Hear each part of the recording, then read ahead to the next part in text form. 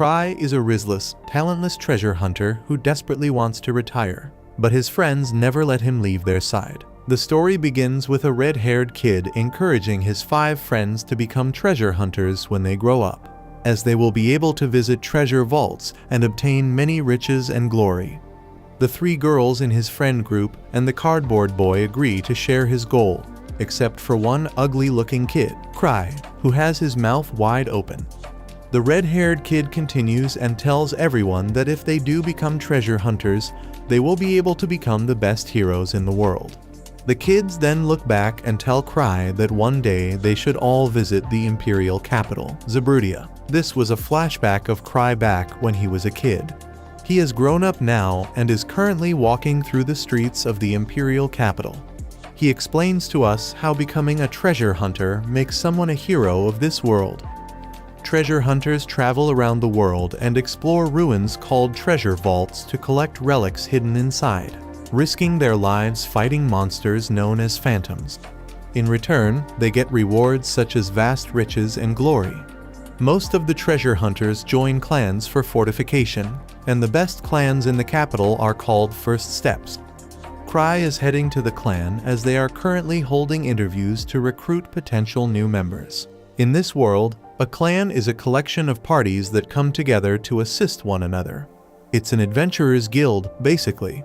Solo hunters in this world can only go so far, and that is why it's vital to join a good party if a hunter is aiming for higher feats. Unfortunately for Cry, he has failed several times to join a proper party, and that is why he is here to take the interview. When he is waiting in line, the girl behind him asks him if he's here looking for a party as well. She apologizes to him for asking him a question out of nowhere, saying that everyone else looked intimidating. That's why she approached him. Yeah, a guy in a Susie cloak hiding his face definitely doesn't look like an intimidating creep. Anyway, the girl introduces herself as Ruda Runebeck, a hunter who just got promoted to level 3 rank. She holds out her hand, but Cry awkwardly moves his face away, avoiding the handshake, and introduces himself as well. Nobody asked, but Ruda tells Cry anyway why she came here. She struggled to clear a treasure vault called the White Wolf's Den, and that is why she wants to join a party, as that would increase her chances of clearing it. A hunter overhears their conversation and mocks Ruda for trying to take on the White Wolf's Den while only being level 3. The guy with a big smirk on his face tells her that an amateur hunter like her shouldn't even dream of joining a prestigious clan like First Steps. Ruda takes his comments seriously and challenges him to a fight to prove her worth. As they argue, Cry gets hit with a headache, and he slowly moves away. Ruda brings out her trusty knife to fight the guy, but one of the security guards there stops them from escalating this mat any further. The guard threatens to oust the 2 hunters from the interview immediately, so Ruda calms herself and withdraws her knife. With things becoming peaceful again, Cry is relieved, and it seems that he is trying to hide his face from the security guard. Minutes later, both Cry and Ruda enter the clan's building, and Ruda specifically becomes overwhelmed after seeing how many hunters are here for the interview. She notices that Cry isn't that surprised, and that makes her assume that he has taken crowded interviews like this before. Cry tells her that this is his 5th time at this interview, and she realizes that he has failed to join a clan every other time. According to Cry, skill is everything because they can quickly rise in rank and make a name for themselves, while those without talent cling to the few opportunities they get. Ruda sees that in the recruitment section, there is a hunter party in the distance who looks too flashy. Cry recognizes them as the Arc Brave Party, the strongest party in the First Steps clan. They recently managed to clear a level 7 treasure vault with only 6 members in their team. They are known as the elite of the elite, and their leader is Arc Rodden, who is glowing like a princess in the typical soap advertises. Cry tells Ruda to give her best to join their party, as her success as a hunter will be guaranteed if she is led by Arc Rodden.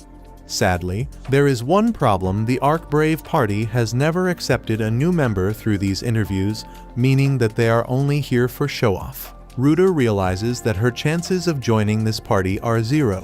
so she looks the other way and sees that there is a deck in the back with only an empty chair at their table. The guy from before, Greg, overhears their conversation once again and comes to mock Ruda yet again for not knowing what the empty desk represents.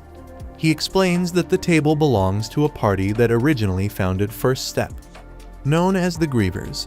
The Grievers were once a party of youngsters that came to this capital a few years ago who rose to fame in the capital with their dazzling talent. This party's full name is the Grieving Souls, and all of the members of this party are Cry's childhood friends, the ones we saw dreaming of becoming hunters at the very beginning of this video. Apparently, it's the first time in years they are accepting new members, and that is the only reason why hundreds of applicants have gathered here for the interview. Even the solo hunters who are against joining parties have gathered here with the only hope to join the Grieving Souls. But it doesn't seem that the Grieving Souls would be recruiting anyone since there is nobody on their desk to take the interview. A red-haired side character starts screaming all of a sudden, saying that he will become the main character. But we all know that's never going to happen. He annoys everyone there, and to shut him up, Tino, one of the solo hunters in the First Step clan, steps up and challenges him to a fight. Cry takes Ruda aside before the fight begins, sensing that something bad is about to happen. As he is about to sneak away with Ruda, Tino sees him and rushes over to him, referring to him as Master. The leader of Ark Rodden comes there and reveals that Cry is the clan master of First Steps and the leader of the Grieving Souls. Not gonna lie, I never expected this risless loser to be the greatest clan's master. Years earlier, Cry and his friends arrived at the capital to pursue their dream of becoming the greatest treasure hunter team, and according to Greg, Cry stood out the most because of his monstrous talent and founded the strongest party with his childhood friends. But Cry tells us otherwise. He takes a look back at those times several years ago, when he and his friends just made their way to the imperial capital. His friends had monstrous talents, and they completed many treasure vaults for beginners in record speed. In one of the treasure vaults, a monster suddenly attacked Cry, but Cry's redhead friend saved him. In comparison to them, Cry was ordinary and would only get in their way. But they were kind enough to never say that Cry was weak and talentless. It didn't take Cry much time to realize that if he stayed too long with them, he would get in their way, so he made a selfless decision to leave their party. One evening, he gathered his friends and first thanked them for everything they had done for him. However, his friends didn't want him to leave. Rather, they wanted him to become their leader. According to them, Cry was great at giving speeches and basically forced him to stay in their party. And that is how, for years, he has been the leader of the Grieving Souls and the clan leader of First Steps, even though he is talentless AF. He desperately wishes to retire from being a hunter, hence the name, Let This Grieving Soul Retire. Going back to the present, both Ruda and Gray are astonished after finding out that Cry is the clan master of First Steps. The leader of Ark Brave, Ark Rodden, asks Cry why he came so late, and in reply, Cry gives the excuse that he overslept. Ark doesn't believe anything that Cry says, and according to Cry, none of the hunters of this guild ever believes him. Ark jokes around with Cry, which Tino doesn't like, so she tells Cry to kick him out of the clan. Tino is a hothead solo hunter who is an apprentice of Cry's childhood friend Liz. She keeps arguing with Ark, but he ignores her completely and asks Cry if he has any suitable candidate in mind who he wants to recruit in his clan. Although they have enough members in their clan, Cry claims that he has indeed found a suitable candidate for the Ark Brave party and tells Ark to choose them without taking an interview. Since it's the clan master's command, Ark agrees without any questions. However, his party members don't like the fact that Cry is forcing his opinion onto them. Before Cry can say who he has chosen, Tino interrupts him, confessing that she has her heart set on her and wants to join his party. Gilbert, the side character redhead from before, once again starts screaming and shouting at Cry, telling him that he should give all of them an equal chance. Cry considers giving this loser a chance and recommends him to Ark, with one condition. But first he asks him if he knows what's most important thing for a hunter. From Cry's perspective, a hunter should never lose. A weak hunter places their entire party in danger. And so Cry wants Gilbert to prove that he is strong enough to not lose. Cry even boasts, saying that he himself has never lost once in his life and becomes praised by everyone. But what everyone doesn't know is that Cry has never been in a proper fight. And that is how he has never lost before. Cry takes out one of the 10 rings from his hands and shows it to every applicant, telling them that if they manage to give the ring to the Ark Brave, he will recommend them to Ark Brave's leader, Ark Rotten. He then throws the ring at Gilbert since he asked for the opportunity first. But just as Gilbert is about to catch the ring, Tino lunges at him and smashes his head away with a kick. She then goes to grab the ring for herself, but many hunters rush towards it at the same time, causing the entire place to become chaotic.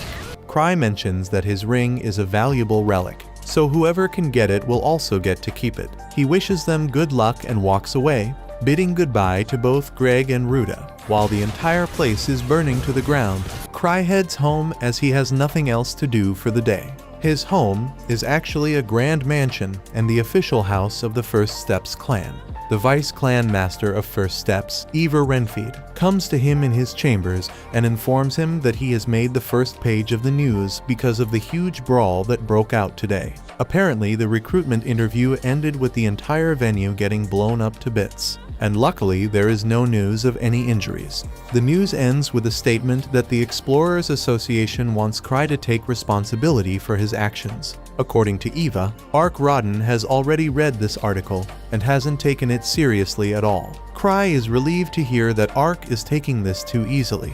But instead of taking the responsibility himself, he decides to put the venue's repair bill onto Ark's account and tells Eva to have Ark go to the Explorers Association as well in his place. Eva tries convincing Cry to go to the Explorers Association himself, but Cry refuses to do so as he doesn't want to go outside without a personal escort. He knows that if he doesn't go there, Gark, branch manager of the Explorers Association, will come to visit him personally. Before, Cry used to go out by putting on a disguise using a certain relic, but that has broken after being used too much. Eva assures Cry that there is no one in this world who will attack him if he goes alone during daylight. So Cry goes to the Explorers Association, placing his trust in Eva, and once he reaches there, he basically gets down on his knees and begs for forgiveness before the branch manager can even start scolding him.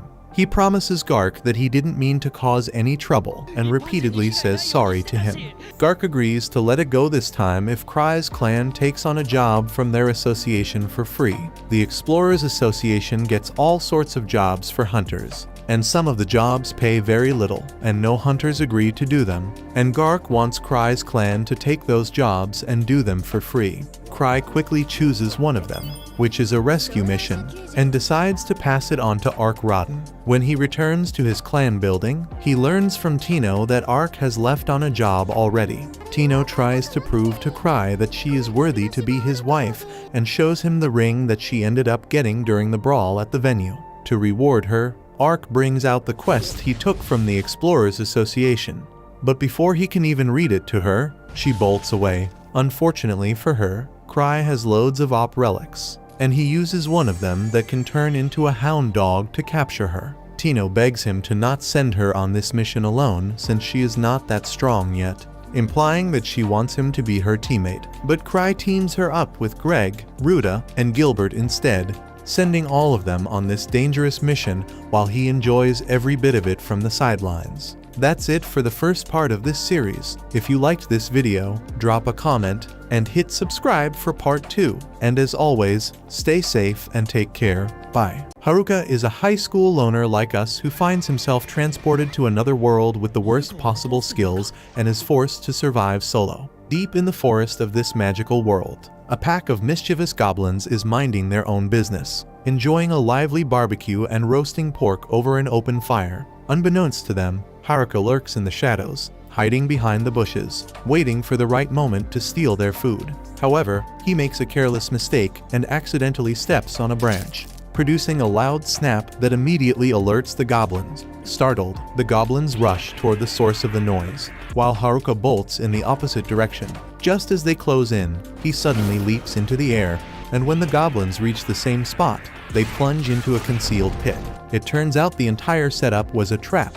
meticulously planned as a backup strategy to capture them. He removes his cloak and introduces himself to us, explaining that he's just a random guy who's been transported to this isekai world. He recalls the day this phenomenon happened. Going back to that day, Haruka is seen reading manga all alone in his classroom. He is a total loner with no friends and claims that it is his own decision to not hang out with his classmates, bros on pure copium. Anyway, there are many groups in his class, and amongst them, there are the group of delinquents, the girls who think too highly of themselves cause they are hot, the gym bros, the nerds, the class reps, and finally, the normies. Since Haruka is a total weeb, he doesn't deem himself to be fit into any of the groups, and that is why he chooses to be alone. At least that is what he claims. While everyone is hanging out during lunchtime, Haruka is alone, regretting ever being born into this world. Suddenly, a bright light from below illuminates the entire classroom,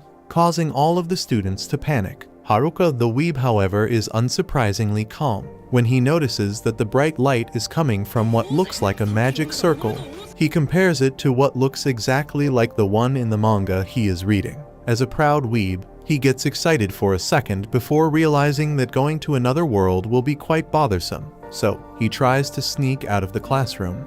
But no matter how hard he tries, he fails to open the door to the outside. He tries to break the door open by kicking it and then throwing a chair at it. However, nothing works, and he runs out of time to make his escape. As a last resort, he enters the ceiling through the vents and technically escapes the classroom.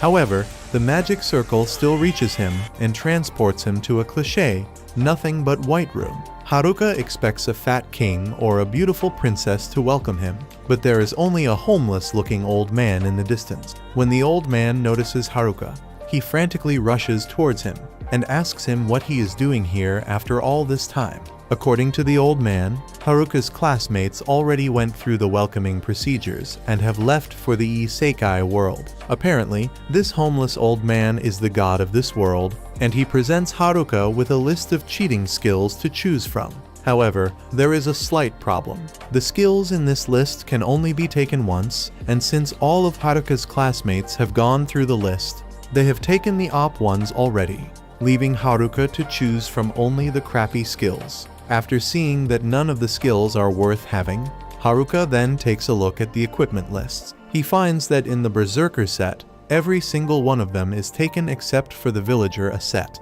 There is also a pair contact lenses in this list as well. Both of them are super useless, so Haruka swipes left and looks at the martial arts set, where there is only a stick left, making him wonder how he is supposed to beat monsters of this world with just a freaking stick. He needs at least a sword or a spear, but there are none left. Well, it was his bright idea to hide inside the ceiling, which led to him being summoned much later, so he cannot blame anyone else. So, he goes back to the skills section again to select from what's left and finds that the only ones there are well-being, calisthenics, and walking. He can't believe that walking is even considered a skill and screams loudly to vent out his anger. He takes a look at the magic section and sees that unsurprisingly types of magic like healing, flame, lightning, fire, dark, charm, etc., all of them are taken.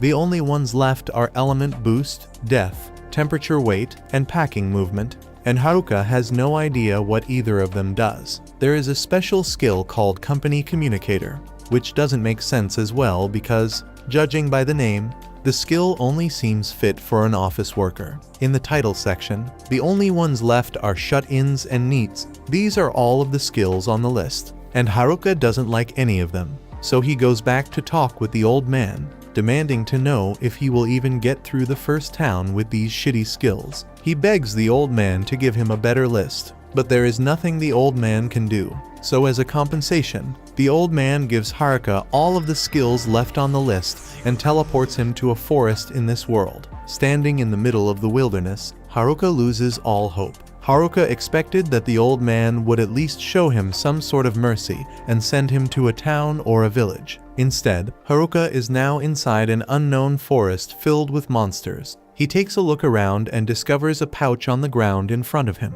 Haruka picks up the pouch, assuming that inside is the Villager set that was in the equipment list. Expecting nothing out of the ordinary, he opens up the pouch and learns that it can hold infinite items, making it more useful than any of his crappy skills. Every single item that he got from the list is stored inside of it, including a cloak, a pair of leather boots, contact lenses, a wooden stick, a ring, and a jewel. Haruka brings out the cloak and wears it, becoming happy that it suits him. He then opens the system menu to look at his stats, but the system interrupts him, telling him that he must first roll a die. Seeing this message, Haruka remembers that there was a certain rule called rolling dice in which if the user rolled 1, for example, 1 point would be allocated to his chosen stat. So, Haruka rolls the dice and hits a double M. He has no clue what M stands for and assumes that it means minus since he is getting hit with the worst luck today. In any case, he allocates all of it to his luck.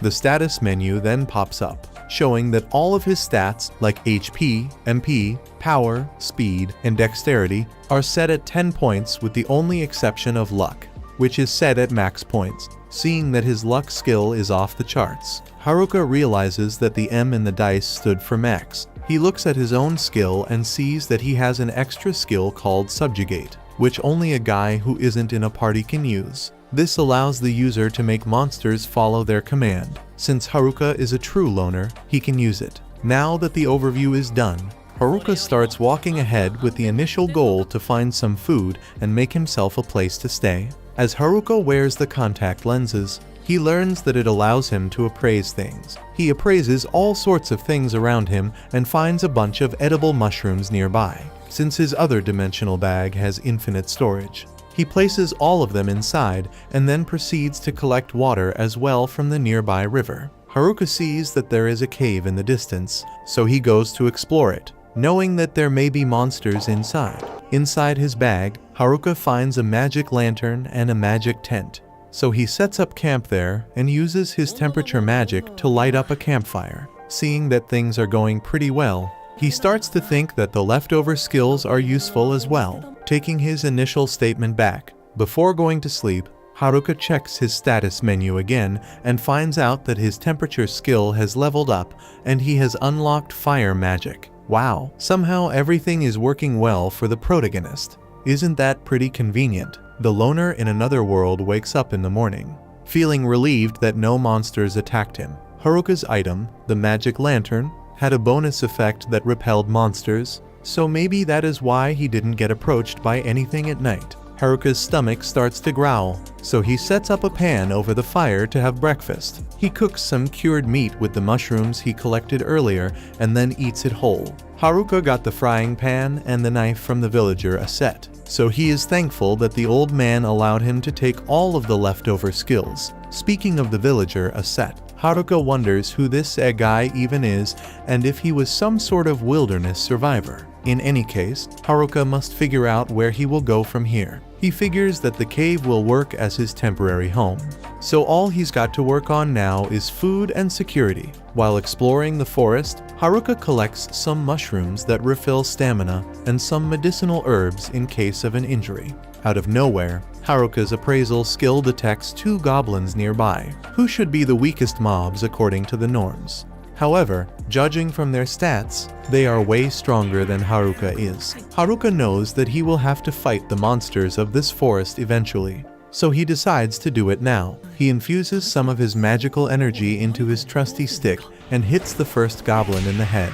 With the second goblin remaining, Haruka yoinks it away with a heat blast attack, passing his first battle with flying colors. Haruka gets filled with confidence. He brings back one of the goblin's weapons to the cave, although he deems it useless as it's quite heavy. Haruka opens the status menu and learns that he has leveled up. As a reward for leveling up, all of his stats and skills have doubled, making him realize that he can just get overpowered by bullying poor goblins in the forest. Haruka has unlocked a new ability called Magic Wrap, and on day 3, he uses it to boost his physical stats plus his defense. Haruka goes out to explore the forest again and first looks for food to eat. He has already grown sick of collecting mushrooms, so he decides to level up his stats instead and covers himself with Magic Wrap before going out on a hunt. With enhanced movement speed and physical ability, Haruka dashes through the forest at swift speed and hunts down 2 goblins behind the bushes before they know it.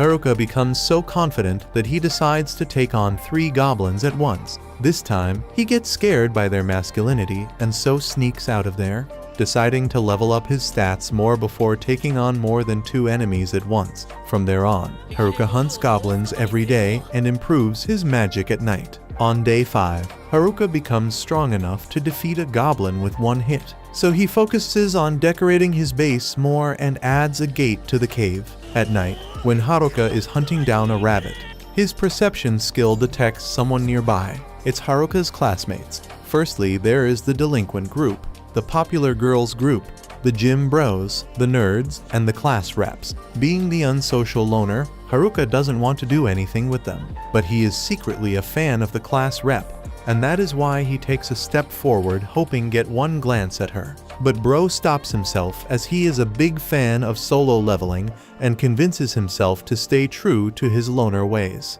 That's it for the first part of this series. If you want to see more of Haruka's chaotic loner adventures, drop a comment and hit subscribe for part 2. And as always, stay safe and take care. Bye.